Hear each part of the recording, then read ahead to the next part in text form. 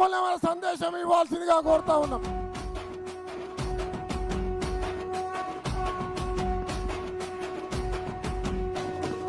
మూడు రంగుల జెండా బట్టి సింగమోలే కదిలినాడు ఒక్కరో కాంగ్రెస్ సూర్యుడు మన రాహుల్ గాంధీ నిగదీసి అడిగే మునగాడు.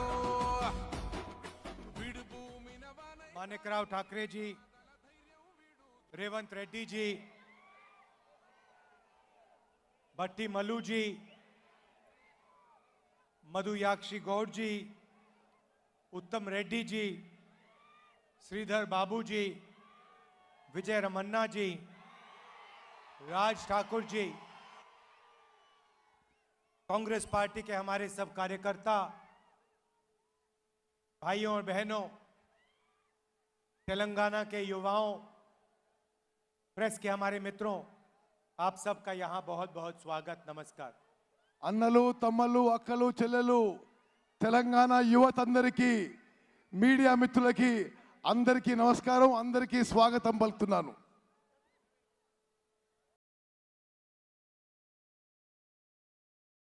मुझे तेलंगाना आकर बहुत खुशी होती है. నాకు తెలంగాణ వస్తే ఎంతో సంతోషంగా ఉందని చెప్పి నేను మనవి చేస్తున్నాను.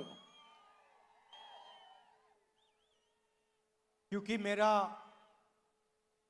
तेलंगाना से जो रिश्ता है वो राजनीतिक रिश्ता नहीं है. నాకు తెలంగాణతో ఉన్న సంబంధం రాజకీయ సంబంధం కాదు అని చెప్పి నేను మనవి చేస్తున్నాను. मोहब्बत का और पारिवारिक रिश्ता है. ప్రేమ ఒక కుటుంబంతో ఉన్న అనుబంధం మీ అందరితో నాకు ఉందని చెప్పి మనవి చేస్తున్నాను. और ये रिश्ता मेरे से पहले आपका रिश्ता राजीव जी के साथ था, इंदिरा जी के साथ था और नेहरू जी के साथ था. ఈ బంధం ఈ అనుబంధం నాకంటే ముందు నెహ్రూ గారితో, ఇందిరమ్మతో, రాజీవ్ గాంధీ గారితో ఈ బంధం అనుబంధం అని చెప్పి నేను మనవి చేస్తున్నాను. मुझे याद है जब कांग्रेस पार्टी ने तेलंगाना की जनता के साथ तेलंगाना का वायदा किया था. నాకు గుర్తున్నది తెలంగాణ ప్రజలకి తెలంగాణ రాష్ట్రం ఇచ్చిన హామీ కాంగ్రెస్ పార్టీ మీకు ఇచ్చిన విషయం కూడా నాకు గుర్తున్నది. 2004 में कांग्रेस पार्टी ने तेलंगाना के लोगों से कहा था कि हम तेलंगाना बनाने के बारे में सोच रहे हैं. 2004లో తెలంగాణ ఏర్పాటు చేసే ఆలోచన చేస్తుందని చెప్పి కాంగ్రెస్ పార్టీ ప్రకటన చేసింది. और फिर सोनिया गांधी जी ने तेलंगाना का निर्णय लिया. ఆ తర్వాత గౌరవనీయులు సోనియా గాంధీ గారు తెలంగాణ రాష్ట్రం ఏర్పాటు చేయాలని నిర్ణయం తీసుకున్నారు. मैंने आपसे कहा कि रिश्ता राजनीतिक नहीं है, रिश्ता मोहब्बत का है, पारिवारिक है. నేను ముందు చెప్పినట్టుగా మీతో ఉన్న సంబంధం రాజకీయ సంబంధం కాదు, ప్రేమ, ఆప్యాయత, అభిమానం, ఈ సంబంధం, ఈ అనుబంధం అని చెప్పి నేను మనవి చేస్తున్నాను. जब सोनिया जी ने तेलंगाना की बात की थी, उन्हें मालूम था कि कांग्रेस पार्टी को राजनीतिक नुकसान हो सकता है. సోనియా గాంధీ గారు తెలంగాణ గురించి మాట్లాడినప్పుడు రాజకీయంగా కాంగ్రెస్ పార్టీకి నష్టం జరగొచ్చు అనే ఆలోచన వారి మనసులో ఉండే. मगर तब भी उन्होंने तेलंगाना की गरीब जनता के लिए, किसानों के लिए, मजदूरों के लिए यह निर्णय लिया. రాజకీయ నష్టం జరిగినా సోనియా గాంధీ గారు తెలంగాణలో పేదవారికి, రైతులకి, లేబర్ కోసం ఈ తెలంగాణ రాష్ట్రం ఏర్పాటు చేసిందని చెప్పి నేను మనవి చేస్తున్నాను. मगर सच्चाई है कि 10 साल बाद जो सोनिया जी का सपना था, आपका सपना था, उस सपने को आपके चीफ मिनिस्टर ने पूरा नहीं होने दिया.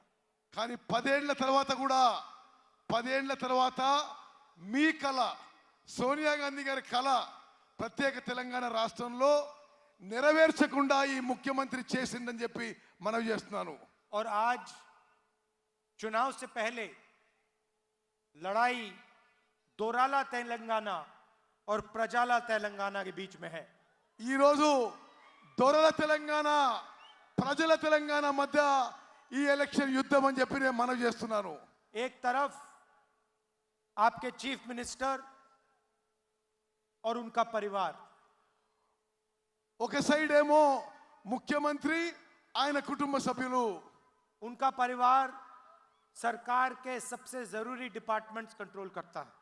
ఆయన కుటుంబ సభ్యులు ప్రభుత్వంలో ఉన్న ముఖ్యమైన శాఖలని, డిపార్ట్మెంట్ని కంట్రోల్ చేస్తున్నాయి, వారి ఆధీనంలో పెట్టుకున్నాయి. चाहे वो जमीन हो, रेत हो, शराब हो, चीफ मिनिस्टर का परिवार इन चीजों को तेलंगाना में कंट्रोल करता है. ముఖ్యమైన శాఖలు భూముల విషయంలో కానీ వేరే విషయాల్లో కానీ ముఖ్యమంత్రి కుటుంబం వారి ఆధీనంలో ఉంచుకుంటున్నారు. और वो काम चीफ मिनिस्टर जैसे नहीं, राजा जैसे करते हैं.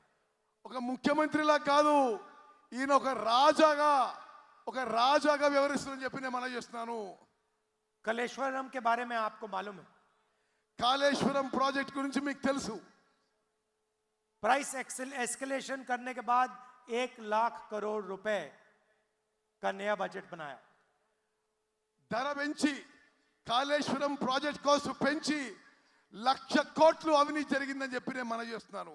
आपकी जमीन डुबा दी, మీ భూములు ముంచారు, आपसे जमीन छीन ली. మీ భూములు లాక్కున్నారు. मैं आपसे पूछना चाहता हूं, इस प्रोजेक्ट से आपको क्या फायदा मिला? కాళేశ్వరం ప్రాజెక్ట్ నుంచి మీకేనా లాభం జరిగిందా?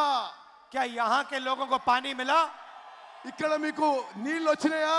क्या यहां के लोगों को फायदा मिला? यहां किसी को फायदा हुआ? ధరణి పోర్టల్ ద్వారా మీ ఎవరికైనా లాభం జరిగిందా? धरनी पोर्टल बनाया और आपकी जमीन आपसे छीन ली. ధరణి పోర్టల్ ద్వారా మీ భూములు ముఖ్యమంత్రి లాక్కున్నాడు. कंप्यूटराइजेशन का बहाना था, लक्ष्य आपकी जमीन छीनने का था. కంప్యూటరైజ్ చేస్తా అని చెప్పి మీ భూములు ఈ ముఖ్యమంత్రి లాక్కున్నాడు. रिकॉर्ड्स को टैंपर करके बदल बदल के तेलंगाना के गरीब लोगों से जमीन छीनी. భూముల రికార్డులని మార్చి తెలంగాణ నిరుపేద జనం భూములు లాక్కున్నాడు ముఖ్యమంత్రి.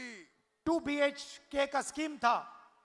मैं आपसे पूछना चाहता हूं, कितने लोगों को घर मिले? 2 బెడ్రూమ్ల ఇల్లు ఎంతమందికి వచ్చిందో చెప్పండి. किसानों से कर्जा माफी की बात की थी, 1 लाख करोड़ रुपए आपको देने की बात की थी. कितना कर्जा माफ किया? 1,00,000 రూపాయలు రైతు రుణమాఫీ ఎంతమందికి వచ్చింది? 1 लाख 1,00,000 రూపాయల రైతు రుణమాఫీ ఎంతమందికి వచ్చింది? सिर्फ बड़े बड़े लैंडलॉर्ड्स को रायता बंधु का फायदा मिला.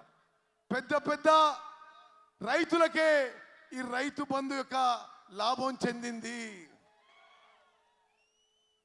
आज मैं यहां सिंगरेनी माइंस के वर्कर्स से बात किया हूं. ఈ రోజు సింగరేణి కాలరీస్ కార్మికులతో నేను మాట్లాడాను. मैं आपको साफ बताना चाहता हूं, यहां की जो सिंगरेनी की माइंस हैं उनको हम प्राइवेटाइज नहीं होने देंगे. సింగరేణి మైన్స్ ని, చుట్టుపక్కల మైన్స్ ని మేము ప్రైవేటైజ్ కానీయము. पहले भी अदानी जी को बेचने की कोशिश हुई थी, हमने रुकवाया, हम खड़े हो गए. ముందు కూడా సింగరేణికి చెందిన మైన్స్ ని అదానికి అమ్మే ప్రయత్నం జరిగింది, మేమే దానికి అడ్డుపడ్డామని చెప్పి కూడా మనం और చేస్తున్నాను. यहां के जो वर्कर्स हैं उनकी रक्षा कांग्रेस पार्टी करेगी. సింగరేణి కార్మికులకి అన్ని విధాలుగా రక్షణగా కాంగ్రెస్ పార్టీ నిలబడుతుందని చెప్పి నేను మనం చేస్తున్నాను. मगर यह मामला सिर्फ तेलंगाना का नहीं है. ఈ విషయం కేవలం ఉట్టి తెలంగాణ వరకే కాదు, पूरे देश में अदानी जी की मदद की जा रही है. మొత్తం దేశంలో నరేంద్ర మోదీ గారు అదానికి సహాయం చేస్తున్నాడు. सरकारी कोल कंपनीज और प्राइवेट कोल कंपनीज को अलग अलग दाम में कोयला बेचने का मौका मिलता है। ప్రభుత్వ బొగ్గు కంపెనీలు ప్రైవేట్ బొగ్గు కంపెనీలకి వేరు వేరు ధర ఈ నరేంద్ర మోదీ ప్రభుత్వం పెట్టింది। जहां भी देखो प्राइवेटाइजेशन करा जाता है। దేశంలో ఎక్కడైనా చూడండి నరేంద్ర మోదీ ప్రైవేటైజ్ చేస్తున్నాడు। हम इसके खिलाफ हैं। మేము దీనికి వ్యతిరేకిస్తున్నాము। जो हमारे वर्कर्स हैं, जो हमारे किसान हैं, उनकी रक्षा होनी चाहिए, उनका प्रोटेक्शन होना चाहिए। మేము కార్మికులకి రైతులకి అన్ని విధాలుగా రక్షణ కల్పిస్తామని చెప్పి హామీ ఇస్తున్నాను। मैंने आपसे कहा कि रिश्ता पारिवारिक है, मोहब्बत का रिश्ता है। నేను మీకు చెప్పినట్టుగా మన సంబంధం ఒక కుటుంబ సంబంధం, ప్రేమ అభిమానంతో కూడిన సంబంధం అని చెప్పి నేను మనవి చేస్తున్నాను। केसीआर जी ने आपसे झूठ कहे, दलितों आदिवासियों से उन्होंने कहा कि वो 3 एकड़ जमीन 15 లక్షల రూపాయలు మీ బ్యాంక్ అకౌంట్ లో వేస్తానని చెప్పి మోసం చేసిండు। इसीलिए जब कांग्रेस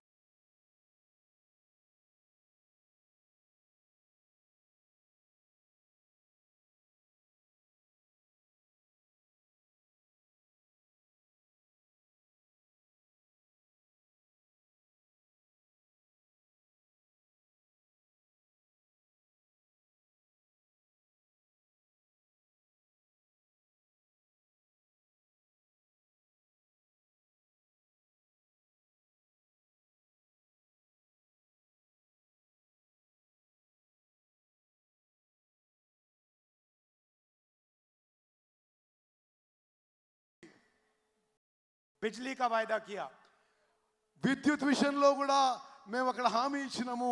कर्नाटक में आप किसी से भी पूछ लीजिए, क्या कर्नाटक की महिलाएं बस में मुफ्त में जाती हैं, हाँ या ना? కర్ణాటకలో ఏ మహిళను అడగండి, ఆర్టీసీ బస్సుల్లో ఉచితంగా మహిళలు ప్రయాణం చేస్తారు కర్ణాటకలో। एक आवाज से कर्नाटक आपको जवाब देगा, कर्नाटक की महिलाएं फ्री में बस में घूमती हैं। ఒక్క గొంతులో మీకు చెప్తారు, కర్ణాటకలో మహిళలు ఆర్టీసీ బస్సులో ఉచితంగా ప్రయాణం చేస్తారు। उनके बैंक अकाउंट में हर महीने पैसे आता है।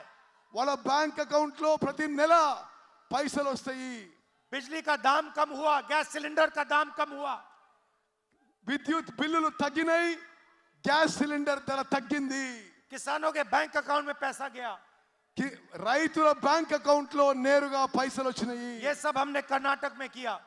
మేము కర్ణాటకలో ఈ విధంగా మేము ఇచ్చిన మాట నిలబెట్టుకున్నాము। और अब हम यहाँ तेलंगाना में यही काम करने जा रहे हैं। తెలంగాణలో కూడా మేము ఇచ్చిన మాట నిలబెట్టుకుంటామని చెప్పి నేను మనవి చేస్తున్నాను। अब सुन लीजिए, महालक्ष्मी स्कीम, మీరు ఇప్పుడు వినండి, మహాలక్ష్మి పథకం।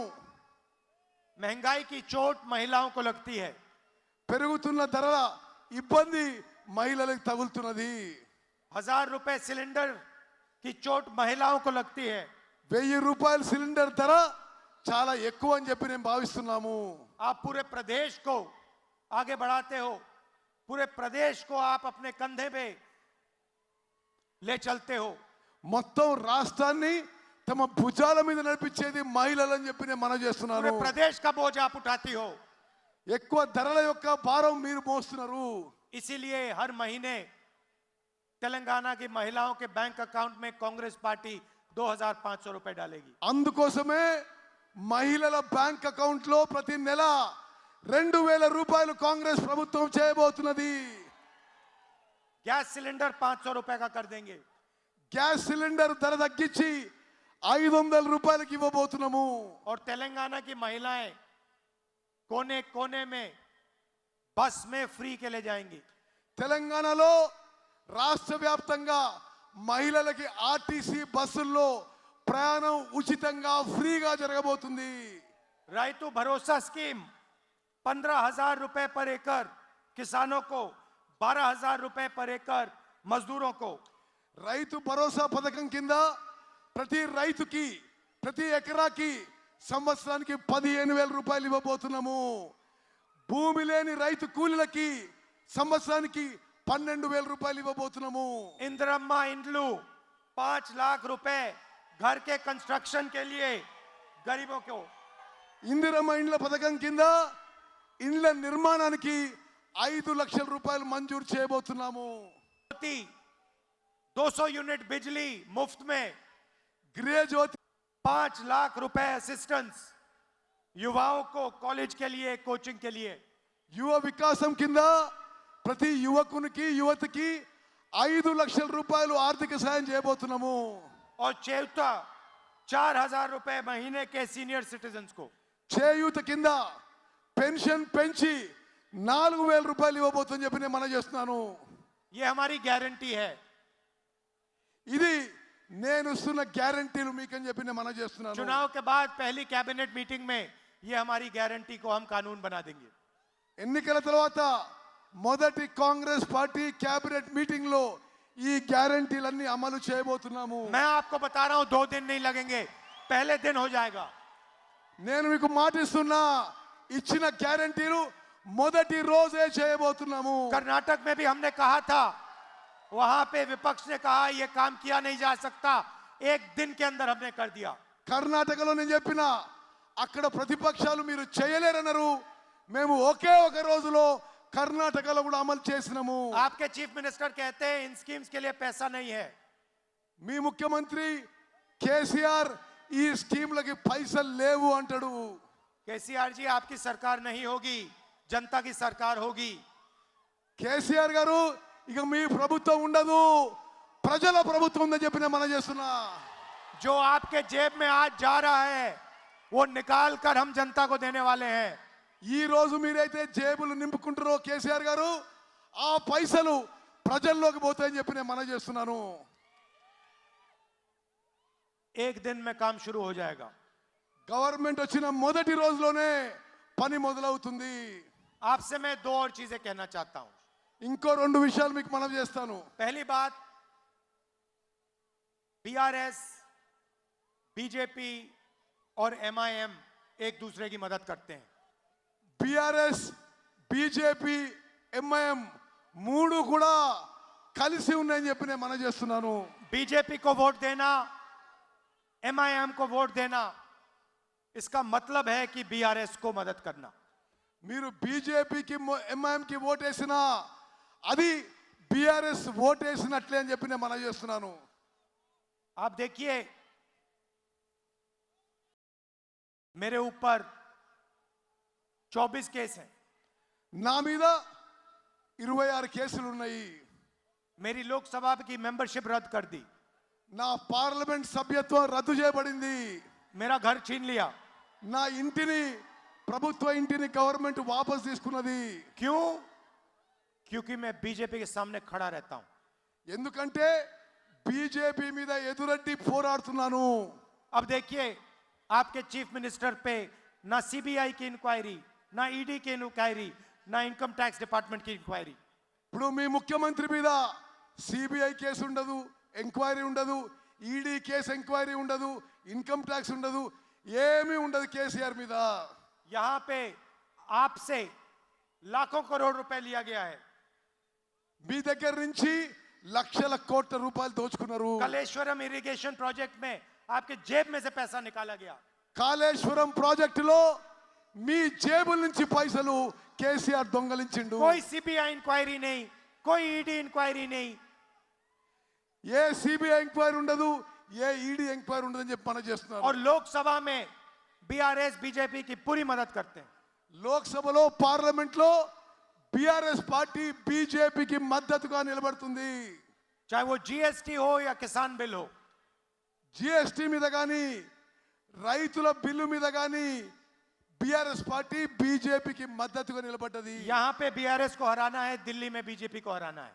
ఇక్కడ బీఆర్ఎస్ ని ఓడగొట్టాలి, ఢిల్లీలో బీజేపీని ఓడగొట్టాలి. यहां पे अपना वोट जाया मत कीजिए. बीजेपी को, एमआईएम को वोट नहीं देना है, कांग्रेस पार्टी को देना है. ఇక్కడ మీ ఓటు బీజేపీకి, ఎంఐఎంకి, బీఆర్ఎస్ కి ఓటు వేయొద్దు, కాంగ్రెస్ పార్టీకి ఓటు వేయవలసిందిగా విజ్ఞప్తి చేస్తున్నా. और यहां पे कांग्रेस पार्टी की आंधी आने वाली है. ఇక్కడ కాంగ్రెస్ పార్టీ तूफान రాబోతుంది, కాంగ్రెస్ పార్టీ వేవ్ రాబోతుంది. और कांग्रेस पार्टी के जो हमारे कार्यकर्ता हैं, वर्कर हैं, आपको इन लोगों ने 10 साल तंग किया. కాంగ్రెస్ కార్యకర్తలారా 10 ఏళ్ల పాటు వీళ్ళు మిమ్మల్ని ఇబ్బంది పెట్టిండ్రు, आपको दबाया, मारा, कुचला, पीटा।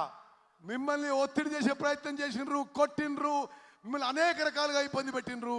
आप हमारे शेर हो మీరు మా పులులు అని చెప్పి నేను మనం చేస్తున్నా।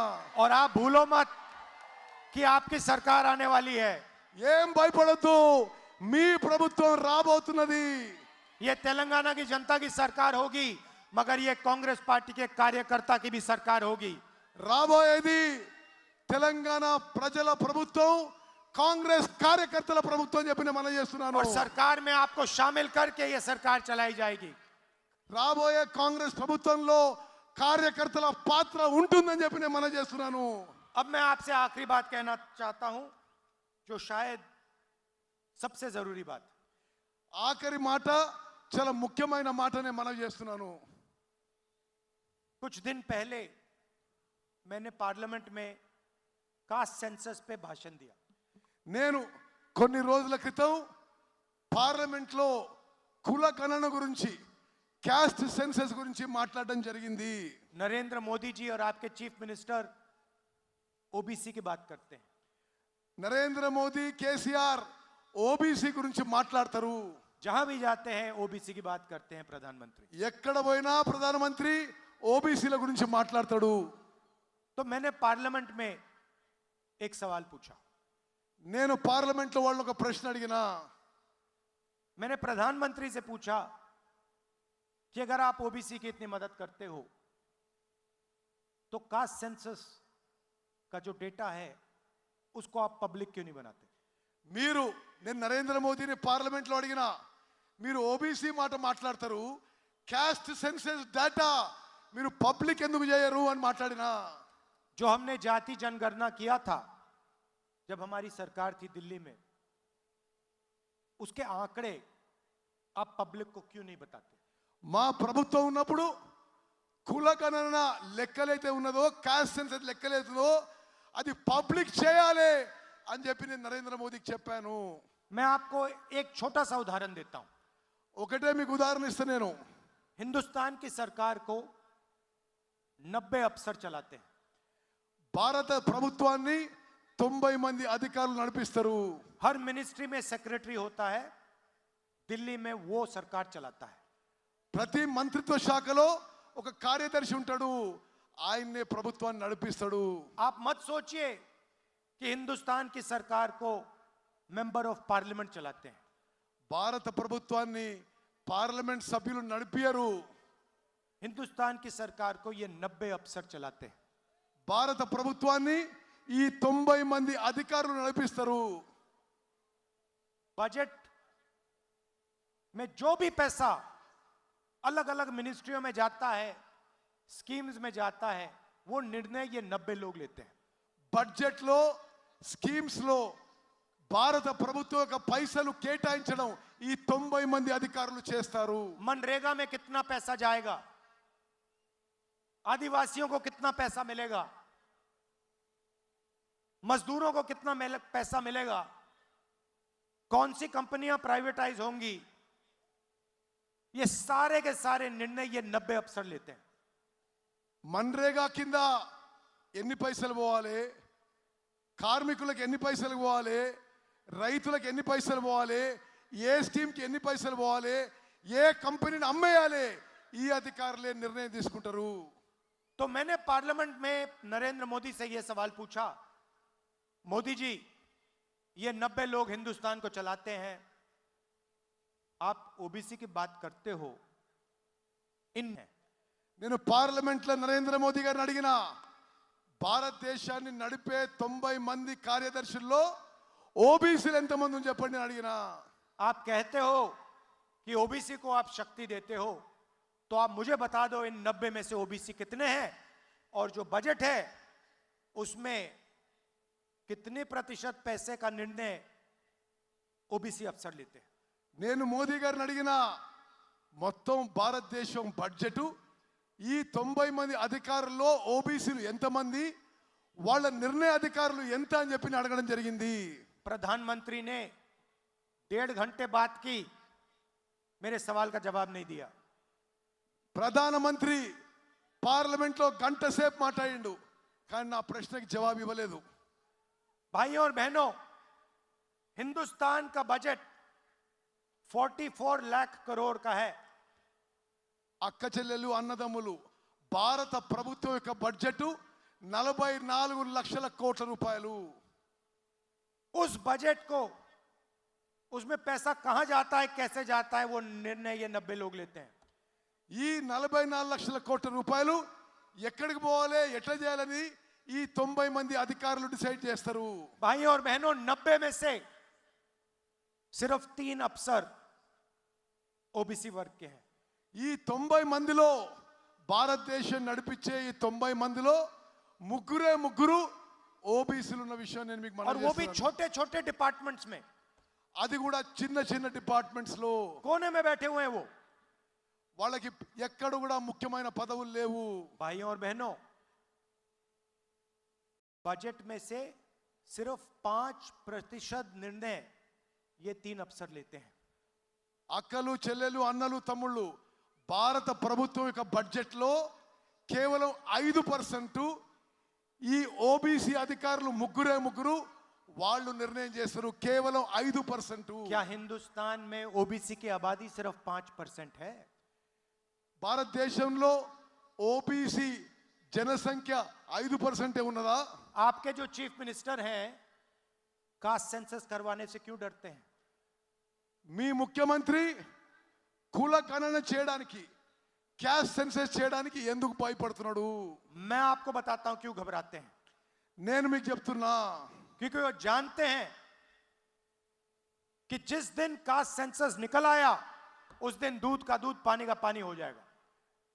ఎప్పుడైతే క్యాస్ట్ సెన్సస్ అవుతుందో స్పష్టంగా ఏ కులానికి ఎంత సంఖ్య వస్తుందో తేలిపోతుందని చెప్పి కేసీఆర్ క్యాస్ట్ సెన్సస్ చేయడం లేదు. तेलंगाना के लोगों को बात समझ आ जाएगी कि तेलंगाना के बजट को कौन कंट्रोल करता है, पैसा कौन इस्तेमाल करता है, पैसा कहां जाता है और कहां आता है.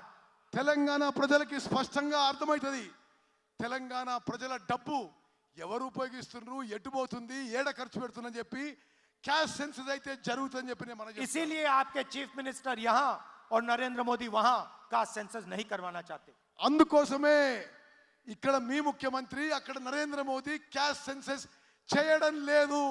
और मैं आपको बता रहा हूं, जैसे हमारी यहां सरकार आएगी तेलंगाना में कास्ट सेंसस का यहां काम शुरू हो जाएगा. తెలంగాణలో కాంగ్రెస్ ప్రభుత్వం రాగానే క్యాస్ట్ సెన్సస్ పని మొదలు పెడతాము. और जो तेलंगाना का सच्चा सपना है उस पर काम शुरू हो जाएगा. తెలంగాణ నిజమైన ప్రగతి మేము మొదలు పెడతాము. और यही काम हम हिंदुस्तान में भी करेंगे. ఢిల్లీలో ప్రభుత్వం రాగానే ఇదే పని అక్కడ కూడా మొదలు పెడతాము. चुनाव का समय है. मैं अब यहां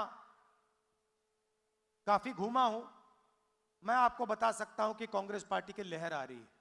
నేను ఇక్కడ తెలంగాణలో చాలా తిరిగి ఉన్నా, స్పష్టంగా చెప్తున్నా, తెలంగాణలో కాంగ్రెస్ తుఫాను, కాంగ్రెస్ వేవ్ రాబోతున్నది. जैसे सुनामी आती है वैसे कांग्रेस पार्टी की सुनामी आने वाली है. తెలంగాణలో సునామీ వచ్చినట్టుగా కాంగ్రెస్ సునామీ రాబోతుంది మనం చూస్తున్నా. और ये कांग्रेस पार्टी की ये जो तूफान है ये कांग्रेस पार्टी का कार्यकर्ता ला रहा है. ఈ కాంగ్రెస్ తుఫాను కాంగ్రెస్ కార్యకర్త తీసుకొచ్చిన మనం చేస్తున్నా. 10 साल आपने हमारा झंडा उठाया, 10 ఏళ్ళు మీరు మా జెండా మోసినరు, 10 साल आपने लाठी खाई. 10 ఏళ్ళు మీరు లాఠీ దెబ్బలు తిన్నారు. अब आपका समय आने वाला है. మీ సమయం వచ్చేసింది. आपको एक कदम पीछे नहीं हटना है. ఒక్క అడుగు కూడా ముందుకేయొద్దు, जो వెనకకేయొద్దు. कांग्रेस पार्टी के और तेलंगाना की सच्चाई है, आप तेलंगाना की जनता को, युवाओं को, माताओं को, बहनों को बताओ.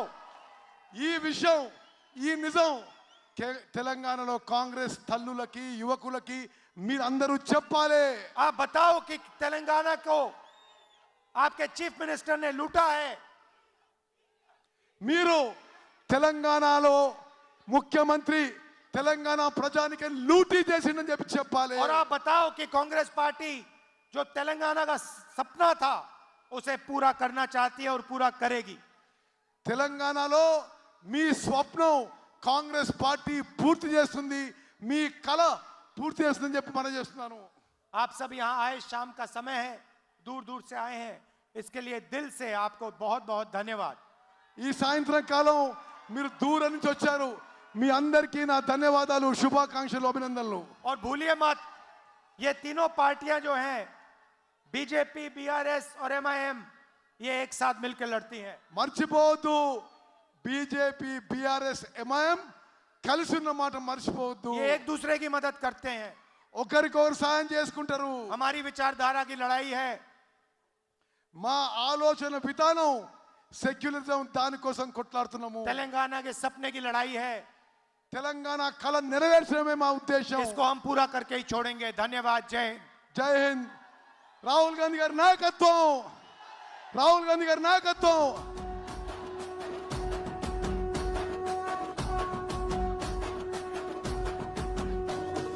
మూడు రంగుల జెండా బట్టి సింగమోలే కదిలేనాడు ఒక్కరో కాంగ్రెస్ సూర్యుడు. మన రాహుల్ గాంధీ నిగదీసి అడిగే మునగాడు. విడు భూమిన